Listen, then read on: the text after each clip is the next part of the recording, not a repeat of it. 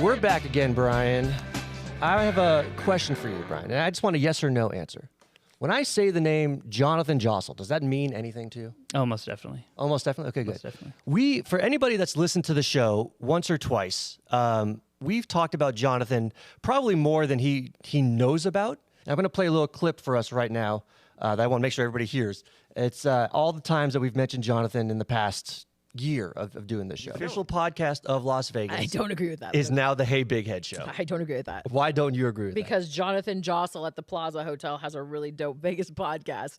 And I'm not going to lie, I kind of crown that as the Vegas Jonathan Jossel, coming for you. Vintage Vegas. Like, isn't You're right. Jonathan Jossel? From the Plaza. He loves it. He's like, please make pins. I send him. That's how I met him. Why I'm do you- surprised Jonathan Jossel didn't win. I love Jonathan. You love Jonathan Jossel. Almost like Beetlejuice. If you say his name enough times, he'll appear. And we've said Jonathan Jossel's name so many times that he is here with us in the Big Head studio. Jonathan Jossel, welcome to the show. Thank you so much for being here.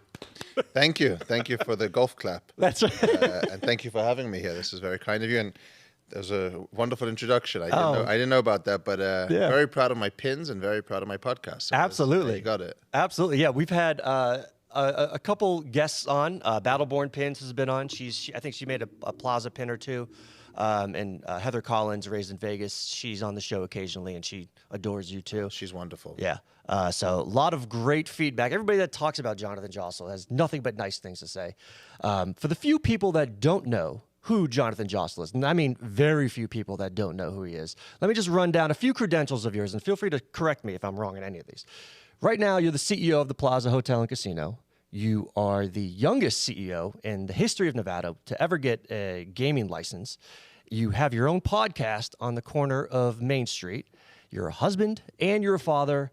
I mean, is there anything you can't do? Is there anything I didn't list? No, just on the gaming thing. I don't know about the youngest CEO because I don't know that that's measured. But in terms of when getting an unrestricted gaming license, that's what I was the youngest credential to have. What does unrestricted gaming license mean? Basically, to run a casino in Nevada, you have to be licensed, and to run anything with more than 15 slot machines is called an unrestricted license. Unrestricted license means you can have as many slot machines you want. You can have a sports book, you can do Keno, bingo, and table games. A restricted slot license would be, I guess, a Dotties or a PT's, Sure. where it's just 15 slot machines and that's it. You're a man of many talents. I'll give you that. I heard you beat LeBron James one-on-one in basketball. Right, Is that true? sure, yes. Is that yes, true yeah, too? yeah. Maybe? That was my 8-year-old son. Yeah, sure. It just runs through the family. Just skill and talent runs through the family. Where's that accent from? I was born in South Africa. Okay. And I grew up in London. And I've been in Las Vegas now going on 18 years. Yeah. So wherever I am in the world, I have an accent. Yeah. Because when I go back to South Africa, they think I sound English. When I'm in England, they think I sound American. Sure. And when I'm here, no one knows what I am. It's a When little bit of everything. This is a little mix of it all. When you moved to America, was Vegas the first place you moved to? Yeah. I moved here in 2007. I was 23 years old. Mm-hmm. I didn't know one person when I moved here, and made Vegas my home. I love But that. Yeah, this was the only place I've ever been, and probably the only place I will live in America. You were involved in real estate when you first moved out here, right? Yes. Describe that to me, or talk a little bit more about that. Well, I moved out here with a private investment company that had invested in downtown Las Vegas in 2005, and they were a real estate company. And they had a vision for downtown Las Vegas, to their credit, way ahead of the curve. And what had happened was in the late 80s, they had invested in Times Square in New York, if you're familiar with Times Square. Sure. In the 80s, it was a very rundown area, drugs, crime, whatever you want to call it. And he invested there, this gentleman who owned the company, with a vision that it was going to get cleaned up. It was Rudy Giuliani was the mayor of New York at the time, and he was focused on cleaning up Times Square. And basically the same vision that they had for Times Square actually happened, where it got cleaned up. He bought a building, leased it out, and did tremendously well out of it. Same idea was to apply that to downtown Las Vegas. It was downtrodden, it was forgotten about, it was drugs, crime, not great. Yeah. And he bought a bunch of properties in downtown Las Vegas with the idea of revitalizing the area. The problem was, an office building in New York, you sign a lease with a tenant and you sort of go to bed at night and you don't have to worry about it. Right. And a hotel casino, you got endless amounts of employees, 24/7 operations, cash, licenses, and it just wasn't as straightforward. Sure. So I was working for him in London, and he needed someone on the ground. I was 23. I did like gambling, so I understood the gambler's mentality. Of course. And he needed someone on the ground in 2007 to sort of represent him. And I was like, he was like, you're the only person that works for me that isn't married or tied down. You want to go out there for 90 days? I said, sure. And I'd been out here once before when they first did the acquisition, and wasn't that excited by downtown Las Vegas. But fast forward 2 years later, it was pretty exciting. What was Vegas like when you first came out here? Was Vegas very similar to 80s Times Square? Downtown Vegas, I'm referring to. What was Vegas like when you came out here that first time? Like, what was your first impression of it? It was crazy. There was nothing. When you think of downtown Las Vegas today, you have the Arts District, you have the Fremont East Entertainment District, you have all the high rises, you have the casinos that have all been redone. There was not one restaurant to eat in downtown Las Vegas. You wouldn't eat there. There was like we used to go to a place called Kebab Corner, which was like the only place that was there. And there was basically Beauty Bar was there, and there was a bar called the Downtown Cocktail Room. I don't know if any of you ever went to Downtown Cocktail Room. I don't think so. I haven't. It was like the greatest bar in 2007 to go to. And so I rocked up here in July 2007, and I go to this bar on the first day I arrived here, and there was two young guys in the bar, and one of them owned the bar, and the other guy was Sam Cherry, who's the developer building Soho Lofts, Newport Lofts. And I meet these two guys, and their vision was cleaning up downtown and making it better. I was like, but there's nothing here. What are you guys talking about? Right. And over time, we just met there every week, and that was like the inner circle that began the revitalization of downtown Las Vegas. And to their credit, they were pioneers. And since then, obviously, everyone's jumped in. And Tony Hsieh came later on, and Derek Stevens came later on, and all the other investment that came into downtown came later on. But these two guys were down there and trying to figure it out. And so there was nothing there. And I remember when I tell people, my parents were worried about their 23-year-old son going to Las Vegas. Who do you know? Where are you going to live? And I would tell people that lived in Summerlin, I live in downtown. And they were like, whoa, are you being harassed? Are you being molested? What are you doing down there? It was really crazy. And I was like, what do you mean? I live in a high rise. It's great. Yeah. But there was nothing, and to see where it is now is pretty amazing. It is pretty incredible, and there are a lot of incredible people that have had their hands in getting downtown, especially where it is today. And we're going to cover that a little bit. I'm excited to talk more about that. You had, by the way, what was your game of choice when you were a gambler? I really liked it. In England, I was betting on greyhounds. Oh, really? I would bet on dogs and horses. And what was probably never heard that before on this podcast. No, I haven't heard that. What's something that you looked for in a good greyhound that you bet on? I like the ones that get out of the traps fast. They got to start fast.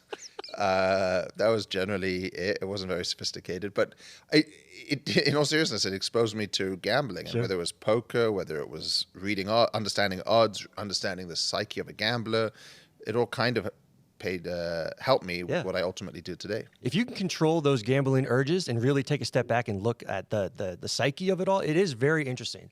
Like we talked to Vegas Pauly C. He's been on the show.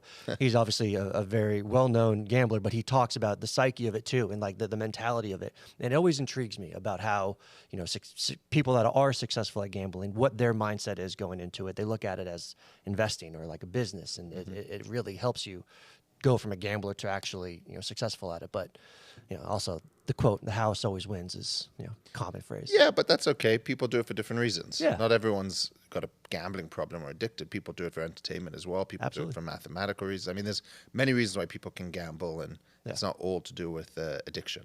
Being so young and being so business savvy at that age, where did you get that from? Is it your upbringing, your family, or just peers that you've had? I think so. I think I was always entrepreneurial. Although I see it now in my kids. They're running a lemonade stand. And yesterday they were very entrepreneurial. They did the marketing the day before. Love that. And they're hustling, and they're trying to find ways to make it more interesting. They had music and bubbles. So it's the same idea. I mean, when I was a kid, I was washing cars in the neighborhood. I was selling vacuums on eBay. Sure. I was always entrepreneurial, and it just transformed into me moving out here, and an opportunity presented itself. The day I moved out here in July of 2007 was basically the beginning of how old are you? 41. You're the same age as me. Yeah. So you'll remember 2007, there was the big recession, and the subprime market crashed, and there was a bunch of basically bankruptcies in the major banks, and then the Fontainebleau went bankrupt, and a bunch of strip properties started failing. And so the vision that we had for the revitalization of downtown basically got put on hold, and it just became a question of survival. And so for me, I hate to say it because I feel bad saying this, but that recession was really good for me personally, in the sense that it created an opportunity where these properties were all underperforming. We weren't going to do any development. So it was really a question of learn the business so that you can ultimately survive and make these places function. And what was lucky for me is that I had people working there that I could learn from. And if you can learn to run a business in the tough times, you can definitely run it in the good times. And so what happened was these properties kept doing worse and worse and worse. And I got more involved in the operations. And that was my transition from just real estate into the operation. But I will tell you that, running a hotel casino has a lot of real estate components where ultimately it's a box. And what are you going to do within your box that makes it compelling to people? What are you going to do that makes it interesting to people? And how are you going to maximize revenue of each corner of the building? And that's really the same concept of real estate in a shopping mall as it would be in a hotel casino. There's just a different level of service that is expected. Well said. But to answer your question, what happened was we did a big remodel in 2010. We bought the furniture from the Fontainebleau, and the property kept declining. And Which property? the Plaza was the main one. We also had the Las Vegas Club, Right. which is today Circa. We had the Western, which is in East Fremont. We did have some other properties, but the Plaza was always sort of the mothership. And we'd done this big remodel at the Plaza in 2010. The recession was still impacting Las Vegas at that time. And so when I called up the owner about, I want to say it was around 2012, I said, look, this place is terrible, and it couldn't be doing any worse. You're losing a lot of money. What have you got to lose? Let me take over as the CEO. And he was like, you're crazy. You're 28. What are you going to do? And I said, well, I've been here 5 years, and I've watched the business. I've watched what happens. And if nothing else, I'm going to care more than the other people. Right. And if he was crazy or if he was a genius, I still don't know. But he let me go forward and go take over the business and get the license and become the CEO. And that was how it happened. What's the process like of getting a license? Is it a very in-depth background check, I'm sure? Yeah. So there's two parts to it. One is you have to own the business. Sure. And in this case, the business was worth zero because it was losing money. It wasn't worth much. So they basically let me step into the shoes of the business and get that. So most people would have to have money to buy to buy a building to then get the license. That's why I say it's hard to imagine somebody's going to have that situation where they can just step into a business that's worth zero, basically. And then the second part of that is your background check. And the Gaming Control Board investigates you. But the thing with being 28 is you don't have bank accounts worth much. You don't have trusts. You don't have offshore accounts. You don't have houses. So if you get licensed today and you have a house in, I don't know, Ibiza and South America and Mexico, whatever, if you have a house, they get to visit your house. They get to go see all of your different businesses. They do a deep dive into your life. But I had nothing, and I never had another job. I never had anything. So for me, they joked, but they're like, well, what's he going to do? Call your school teacher and get a reference on you? Like, what are they going to look at? So for me, it still took about 12 months, and they wanted to make sure. They found stuff that they had questions in my bank accounts. Well, what did you spend this on or that on? But boy, was I basic compared to some of the other ones. They go through all the pictures on your phones. Really? Yeah, be careful. Wow. Yeah. Yeah, That's good to know. yeah. It was a lot, but I made it. It was easier for me. If I did it today, it would be much harder just because I have kids now and I have different things set up and different investments. So it would be much harder to do now. What was like your first, big or small, doesn't matter, milestone win that you had as CEO? First one that comes to mind. There's two that come to mind. It's a good question. The first milestone win was that I was convinced that there was a possibility that the day I got licensed, a bunch of the management and senior leadership would just walk out. And that first week when everyone sort of didn't, I was like, oh, okay. They didn't quit on me. And I thought, Some level of trust.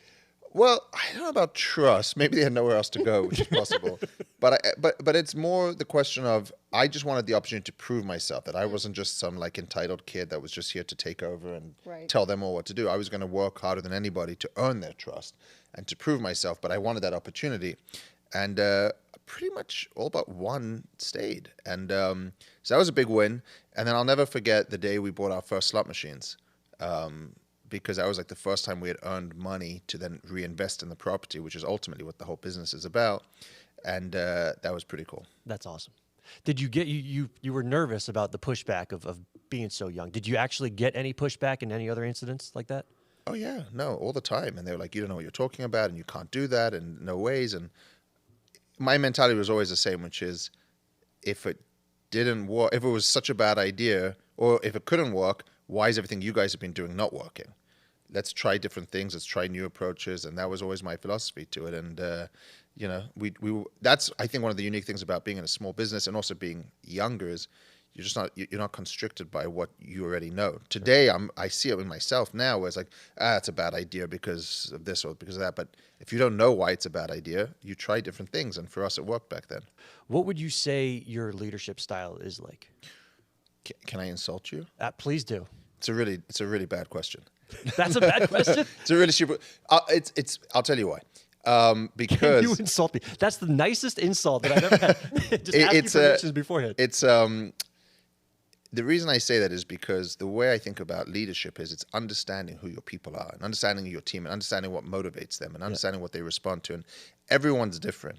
So I have a guy who, sometimes you have to be a little tougher in order to get them to respond correctly. But then I have other people there. If I talk to them in the same way, they might be like, whoa, I'm out, or they cry or whatever.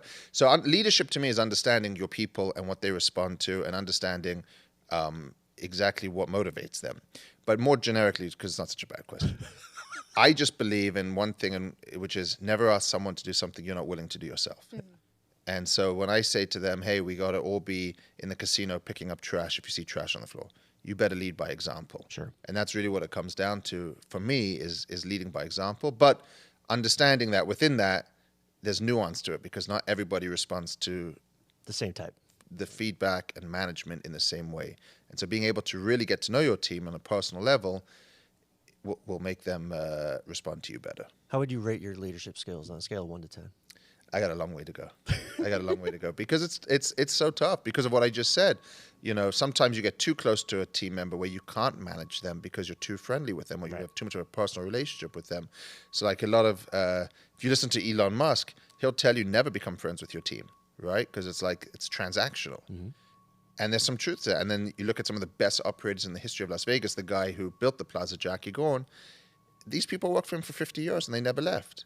And so there's a balance between those two philosophies, and I'm still not sure which path I want to go down. From the outside looking in, well done. Thank you very much. I appreciate that. You're doing good. And I love the team, and I love being with them. And that's the beauty of this business. It's 24/7. You need people on all the time. Sure. And so we've been lucky to build a good team. There were suggestions or plans to at least demolish the plaza back in, was it 2010 or something like that?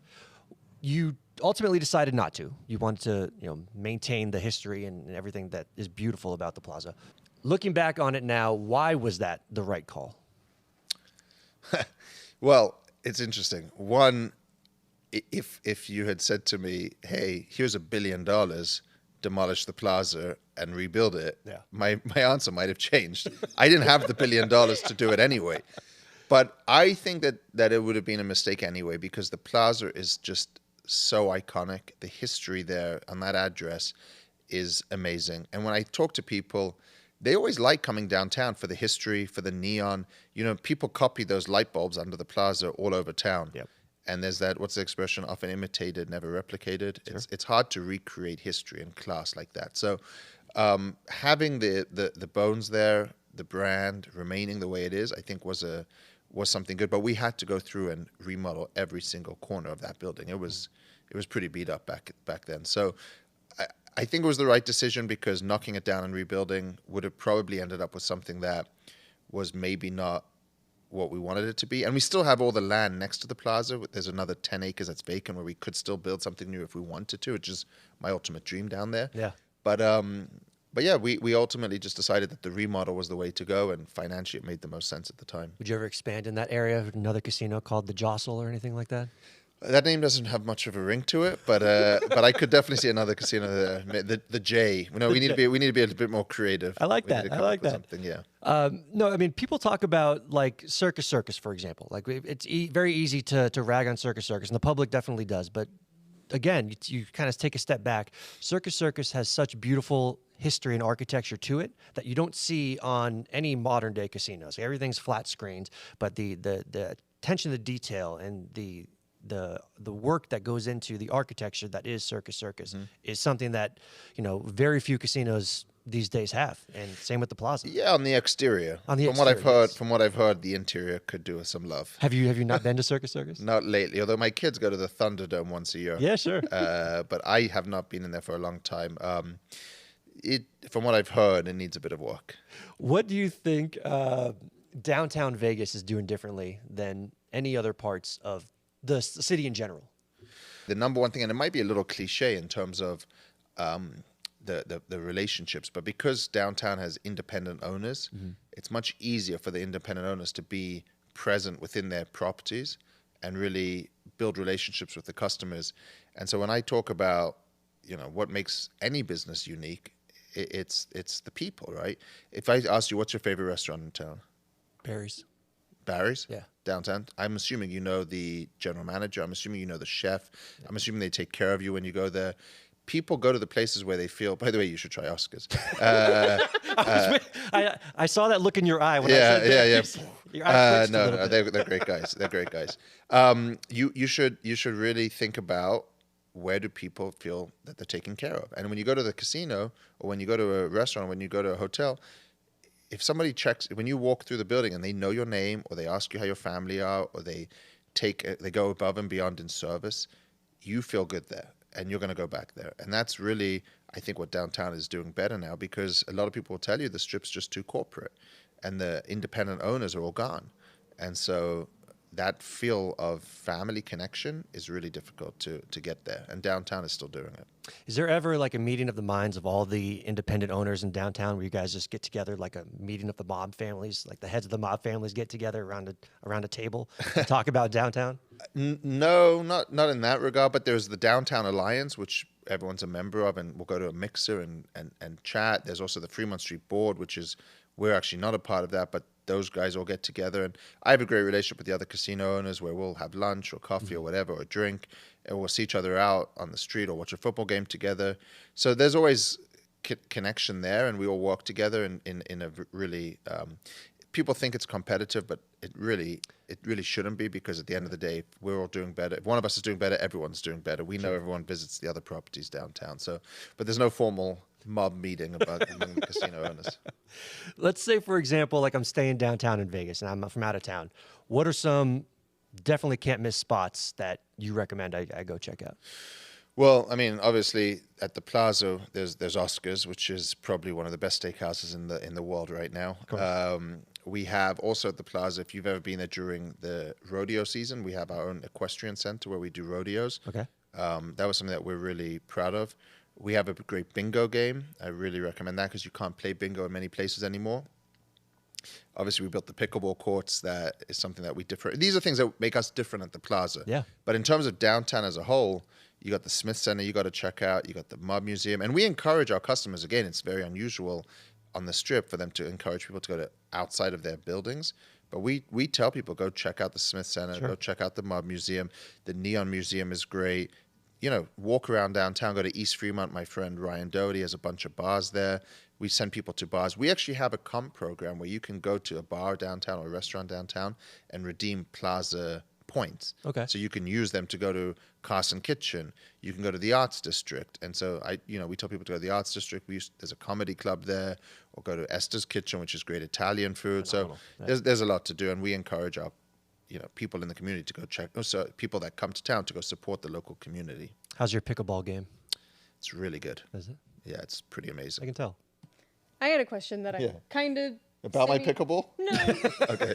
No, unfortunately, that's not my sport, and I don't care for it much Okay. anyways. Okay. But I'm kind of stealing this from Andrew, but I did think about how it relates to me a little bit. So not only am I 27 years old, but I'm also extremely new to Vegas. I've been here for less than a year. I come from Texas. But my understanding is that you do feel passionately about preserving old Vegas. And I had this dream my whole life of, I hope I get to go to Vegas and see what I've seen in the movies, historical movies. I come here and everything is very corporate. And Vegas is not a disappointment for me. There's plenty that I love and enjoy, but that specifically was disappointing. So I'm curious what the importance of the preservation is to you specifically. Why do you care so much about it? I don't know the why. I think it's important because I recognize probably what you're talking about, which is I see that people come here for that. People want to be exposed to the history. They come to downtown because of their love for the mob. When I see people walk into Oscars, I say love for mob, love for the interest of the mob. They didn't love the mob, but the interest of the mob. When I see people walk in the building and they see the movie Casino and they see the statue of Joe Pesci and Oscar Goodman, who's his client, Tony Spilotro, in real life, they're fascinated and they love the history. And so I think I am worried about when those characters are no longer with us, will people lose their fascination with Vegas? Because when I tell people I live in Vegas, anywhere in the world, their eyes light up. And they used to light up a little bit more. And so I worry that there is this sort of lack of the characters and the intrigue that made Vegas fascinating to people. And so maybe it comes from selfish reasons, which is I want Vegas to be successful. And so preserving that was important because I see that that's what people want. I don't think I was born in South Africa thinking, oh, I got to preserve Vegas history. You know what I mean? But I just see it in the Mud Museum and the Neon Museum. People love the history of Vegas, and figuring out how we preserve that, but also continue to make new memories for people, I think is really important to the success of the city. Right. And even just talking about the architecture y'all were mentioning earlier, for me, I see the plaza and I get excited. I see Circus and I get excited. And people laugh all the time, but my favorite place to go on the Strip is New York. But a lot of people would consider that one of your, lower price range places to go. But for me, I would never see anything like this other than New York, and it's not as kitschy when you go there. Right. Or the Eiffel Tower. Right. Or the Eiffel Tower. You could see the real one in Paris, but the one here is pretty. So it's fascinating that you say that, because think about this. And this isn't me saying this. This was on the conference call of the Wynn the other day. They said the two newest properties to open up in Las Vegas, Fontainebleau. They didn't say them by name, but Fontainebleau and Resorts World did not grow the market. They just shared the market. Interesting. And if you think about in the old days, I had a guy called Alex Yemenigian, who was the president over at MGM. When they opened New York, he said people came from all over the world to see it. They flew in. There was lines around the corner for MGM, for New York. These places were built with such kitsch or intrigue, and they were packed, and they grew the market. And so maybe there is something to the themes and the kitsch and the, not just buildings that are very beautiful, but don't necessarily make people want to come here to see them. Right. It's like almost all of these older properties with those unique qualities are like their own theme parks in themselves. Yeah. Whereas, don't get me wrong, I love the Fontainebleau as well. You can catch me at Live Day Club all the time. But it's a different feeling. I feel like I can find a resort like that in multiple different cities. I mean, think about how brilliant it was to build Bellagio in 1999, and today it's still amazing 26 years later. It's the same age as me. Thank you for reminding us, Julie. We appreciate that. But this is actually a great segue because in the next question, because Vegas has changed from a lot from the era of our parents coming here to even when we came here when we were a lot younger to what it is today. And I want to make sure I get this right. So I'm going to read this off my tablet here. Derek Stevens recently made a point that Vegas today is less about low prices and those like the cheap $5.99 all-you-can-eat buffets, and more about whether people feel like they get real value for the dollars that they spend here. Do you agree with that's where Vegas is today, or that's where Vegas has shifted to? Yeah, I agree that value is subjective, right? And absolutely, people. Today a steak is very expensive, but cost of living has gone up, cost of labor has gone up, cost of products have gone up. So the world's different, whereas everyone's like, oh, can't you still do $1.99 shrimp cocktails? It's like, well, things have changed since then, right? So I agree with Derek that prices and everything, value is important, but I do think there's a bigger bigger conversation to be had around the idea of pricing in general, which is, I don't think people are not looking for, not necessarily wanting to be surprised by what they're doing. When they get there, it's not like, oh, wow, this was high. Or, oh, wow, I paid for extra for my room or my parking or my all the things that are, synonymous now with Las Vegas. I think there's a bigger problem with that, which is it's not that it's expensive, it's that it was a surprise to them that they didn't know it was going to be there. Right. And I think that's why if you look at the success of Vegas in the old days, you could just come here and gamble, basically. It was pretty cheap. But if you look at cruises today, it's the same thing. You pay your fee, and you go on the cruise, and you can gamble on the cruise. You can go to restaurants. It's all included.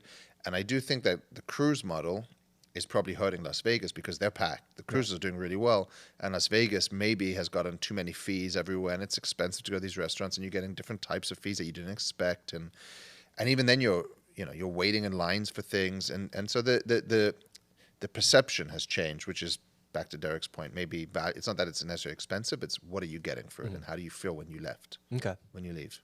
That's interesting. Did that answer your question? It does. Thank you. I'll let you answer. I'm going to ask you 2 questions. I'm going to give you a question with an alternative, ending, and you can decide which one you want to answer. Okay. I love Mount Rushmore questions. Okay. Give me your Mount Rushmore of NBA players or musicians, whatever. Can I have your Mount Rushmore of NBA quickly? Mine? Yeah. Absolutely. I think Jordan, LeBron, give me Bill Russell, and I think Steph Curry. Oh. I think Steph Curry has changed the offensive side of how the game is being played today. His defense is obviously dreadful, but that's just because of his size.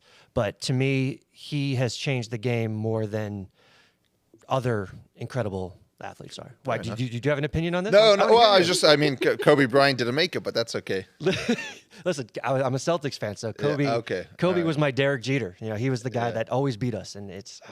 But I did love his passion. I do miss him. All right, sorry. Keep going. You're Mount Rushmore of who made Vegas what it is today, and it can be either just downtown or it can be the Strip as well. I'll let you decide. I'm going to go hybrid on that, hear and it. it's a pretty straightforward one for me, actually. Yeah. So that means 4 people. The 4 people. It's 4. I'd go number 1, Oscar Goodman. I don't think he had a saying that downtown was a 12-year overnight success because he was mayor for 12 years. But he was so good as the mayor that his wife then ran for mayor based on the same name. She didn't have any political experience. Turned out to be the mayor for 13 years. So between them, they were mayors for 25 years. And it was really his vision and his determination to put downtown back on the map that I think allowed downtown to become what it was. And then the other 2, very easy for me, Sheldon Adelson. I was lucky enough to meet actually all 4 of the people I'm going to put on Mount Rushmore. So Sheldon Adelson, for me, revolutionized Las Vegas because of his vision with conventions. He was really the one who saw that there was a way to make Las Vegas successful without just making it about the tourism and the weekend traveler, so to speak, but actually to build a convention business into the model. And everyone say, well, you're cheating, and this is different. This isn't just casino. And everyone's like, there's a great quote about it, but he's like, when you take your money to the bank, they don't ask you where it came from. Right. It doesn't matter whether it comes from the hotel or your F&B or your gaming. It's just one big, like I was saying in the beginning, it's just one big box, and it's what you do with it. Yeah. He really had the vision for the convention. And then I have Steve Wynn, probably the greatest. He is the greatest that will ever be. He's your Michael Jordan on your. Sure. There's just, I really worry that we need another Steve Wynn in this town, in terms of the vision. Not whatever happened later on in his career, people can dispute or debate or talk about, but really what he did for this city in terms of the creativity and the vision. If you're on Instagram, he now has an Instagram account where he tells stories, and you can just see his brilliance coming through the stories, the detail. He's amazing. And when I had the opportunity to meet him and understanding the way he thought about the way people's senses determine the way they feel when they walk through a building, the sight, the smell, the visual of that, the sight, smell, taste, everything that you see as you walk through a building, touch. When you walk through those properties, you see his influence. And what I was saying to you about how good he is Bellagio was 26 years old and it's still amazing, but the Wynn is still the best property in town. And that's not my opinion. That's just, you can ask anyone. The Wynn is still the best property in town. And he hasn't been here for the last decade, and it's still the best. So he's special. And then my 4th that I put up there is Michael Gorn. He's the guy who built the South Point. If you ever go to the South Point, I think it's just a genius model. They figured it out. They know their customer base. They cater to locals and tourists. And the tourists, they've just built a perfect system for, whether it's their bowling lanes that they have, which is for bowling tournaments, whether it's their bingo games. They have an indoor equestrian center. If I could replicate any business in downtown, the South Point would be it. That's interesting. I do hate to say, I know y'all discussed your favorite steakhouses in Las Vegas. Mine is Michael's. Oh yeah, I like Michael's. You can't beat that experience, that service, that experience. That's I've pretty only cool. gotten to do it once, but maybe one day I'll get to go again. Yeah, You're very close with the Goodmans. What are they like? Amazing people, and they've dedicated their lives to Las Vegas, and to see what they've done here. I mean, his story is pretty amazing. From Philadelphia out to Vegas, and without planning to become the mob attorney, he became the mob attorney. And if you've never heard that story, it's a pretty amazing story. You have to listen to it. But he was the attorney to the mob, and he must have seen and done things and heard things that nobody's ever going to know about, which really upsets me because he'll never talk about it because he's a man of his bond and a man of his word, and his word is his bond, and he just will not tell you what really happened. And so you're like, he still thinks the FBI is listening to him or tracking him, but They might be. no, I don't think so. But yeah, he's an amazing guy, and to go from being the attorney to the mob to being the mayor is actually crazy when you think about today how that could just never happen. Where else could that happen in the world? It couldn't happen. Even today, I don't think it could happen here with social media and people are like, look what he did and or who he represented. You know, he has his own justifications, and he believes everyone deserves a fair trial, which is an honorable thought. But they're great people, very dedicated to Las Vegas, and he's as close as a father figure that I've had in Las Vegas. That's incredible. Well said. You, besides your business and besides your pickleball game, what's something else that you love that you're passionate about? I took up golf in the pandemic, which is a really frustrating game. But to be honest with you, and my psyche's changed on a lot of things I've got 3 kids, and as they've gotten older, I struggle now because I used to be in the Plaza 16, 18 hours a day, no problem. I would go down there at midnight, 1 in the morning to meet the graveyard team and to talk to them and to see. I believed in studying the way people walk through the building. So when they come in the door, what's the first thing that they see, or which path do they walk down, which walkway do they go on, where's the music loudest, all the different elements of the building. I would do this through the different times of the day to experience it. And now that my kids are 6, 8, and 10, I spend a lot of time with my kids now, so it's tough for me to do that, and that's become like my second greatest thing to do. I mean, it should be my first greatest thing to do. But, Of course. But, you know, being at the Plaza is a pretty amazing experience for me. How do you organize your schedule? I have someone who helps me. I have an assistant. How do I organize it? You know, I kind of just try to do things that I enjoy doing. When you reached out to me, I thought I really liked your candor, and I really liked the fact that you were ambitious. So I was like, yeah, sure, I'll come and do this. Yeah. But it's 2 hours out of the day on a Monday. But I do enjoy meeting different people in the community and try to do things that I think are good for the community, but also I enjoy doing. So Well, thank you. No. For that's pretty awesome. You don't have to say that, but too late. I enjoy doing it. Thank you. I appreciate that. I enjoy doing it, and I just try to find balance. You know, I try to now get out before, like, on a at least once or twice a week. I'll try to be home before 6 o'clock so I can see the kids before they go to bed, or do some kind of exercise and find some balance in my life. Where do you see the Plaza's legacy 10, 15 years down the road from now? The key to the Plaza is real simple. It's what happens with the land next to it. The Plaza is the biggest privately owned land site in all of downtown. It's 17 acres.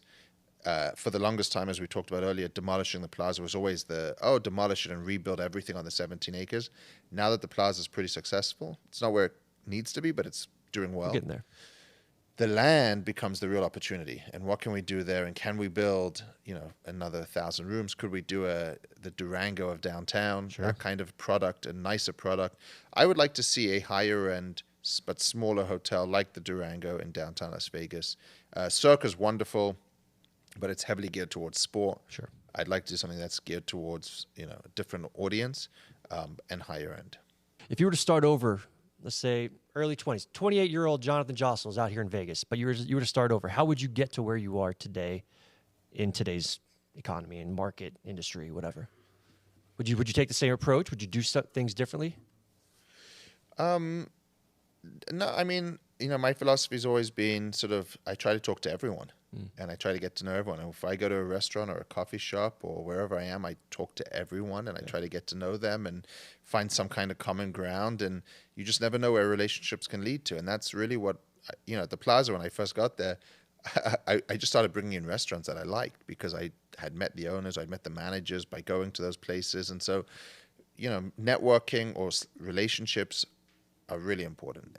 And I did that, but I'd probably be better at it now if I could do it again and go back to it. Did you get close to the Goodmans because of the restaurant, or how did you get so close to the Goodmans? So Oscar was the mayor when I was in downtown. Sure. I didn't know him at all. I presented him once and I was terrified of him. He was yelling at me and saying, "You're full of shit and you're not going to do what you're saying you're going to do." And I was like, oh my God. I was like 25. My hands get sweaty just thinking about it. Sure.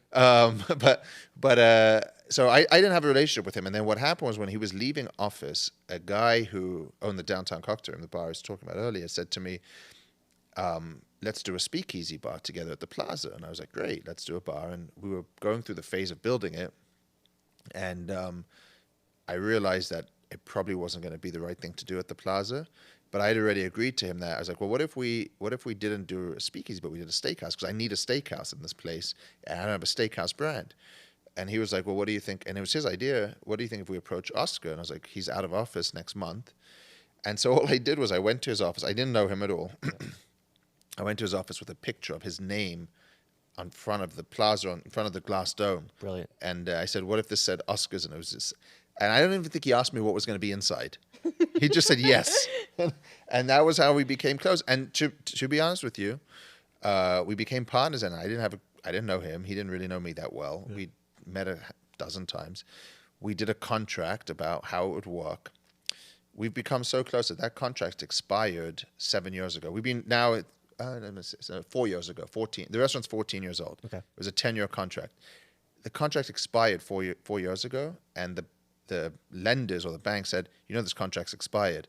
Me and him we've never referred back to that contract since day one. Mm-hmm. We shook hands. He's a man of his word. I'm a man of my word. We've done exactly what we said we were going to do, so much so that we never needed to refer back to the contract. And that is a beautiful relationship. That's incredible. That's a beautiful relationship if you can have that with someone. I love that.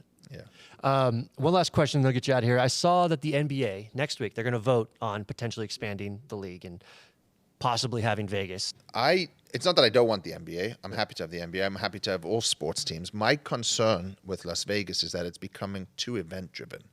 And if you said you came here, when did you come out to Vegas? You didn't say that. You said you were 41, but how long have you lived here? I've been here for about 15 years. Okay, so perfect. So 15 years ago, when you moved here, there was no Allegiant Stadium. Right. There was no Golden Knights. There was no Sphere.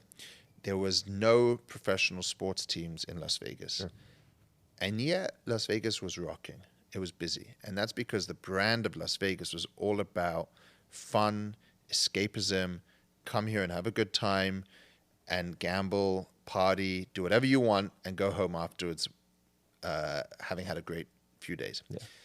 And now, Vegas, let's go there and see the Backstreet Boys. Let's go there and see a Raiders game. Let's go there and see it's become too event-driven. And so what happens with that is, on a Tuesday or Wednesday when there's no events, are they still going to come here? And where is the brand of Las Vegas going? Are we just going to be known for events and sports teams and big conventions that we're going to live and die by the big events? Or are we just going to be a place that's a melting pot of everything? And the problem with the sports teams and the arenas is they're amazing, but they're expensive. Yeah. And so you want to go see Metallica at the Sphere, you're going to have to sell an arm. For the average person. And so to me, that changes the perception of Vegas. Well, it's too expensive to go there. The Raiders tickets are the most expensive tickets in the country for NFL, right? And so at what point do we say, what happened to just telling people to come to Vegas? You remember what happened to your stays here? Yeah. It's the greatest marketing campaign ever made. Absolutely. And so listen, the NBA would be great, and it's a lot of games. And the A's are going to be great. It's also going to be the most expensive baseball ticket in the country. And we're going to say, come to Vegas because you have to see the A's, or come here because you have to see but what about just come to Vegas to have fun? And what if I'm sitting in, I don't know, California or Kansas on a slow Thursday? It's like, let's drive out to Vegas for a quick weekend. Oh, wait, the room rates are too high because the Backstreet Boys are playing or the Raiders are playing. And we just need to be careful that we don't become too much of an event town and that people can still come here just to have a good time. You said you're going to blow me away. You blew me away. That was pretty fucking well, because everyone wants, let's build the next stadium. And it's great. Let's build the next stadium. What do you think they're going to name the team?